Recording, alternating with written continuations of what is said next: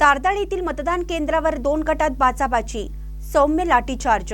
हातकणंगले तालुक्यातील कोरोची जिल्हा परिषद मतदारसंघातील तारदाळ येथील जीके नगर मधील अंगणवाडी क्रमांक 207 या मतदान केंद्रावर दुपारी 2 गटात वादावादी झाल्याचा प्रकार समोर आला आहे।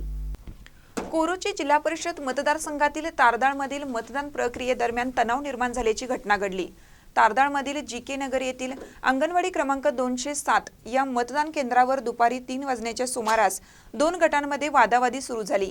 या वादाचे रूपांतर क्षणातच एकमेकांच्या अंगावर धावून जाण्यापर्यंत गेलं। त्यामुळे मतदान केंद्र परिसरात एकच गोंधळ उडाला। घटनेची माहिती मिळताच मतदान केंद्रावर तैनात असलेल्या पोलीस कर्मचाऱ्यांनी परिस्थिती नियंत्रणात आणण्याचा प्रयत्न केला।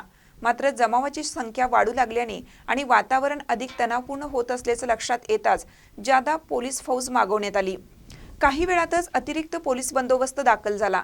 परिस्थिती आटोक्यात आणण्यासाठी पोलिसांनी सौम्य लाठीचार्ज करत जमावाला पांगवले। या कारवाईनंतर काही काळासाठी मतदान केंद्र परिसरात तणावपूर्ण शांतता पसरली। या घटनेमुळे मतदानासाठी रांगेत उभ्या असलेल्या मतदारांमध्ये घबराटीचे वातावरण निर्माण झालं असून काही काळ मतदान प्रक्रियेवर परिणाम झाला।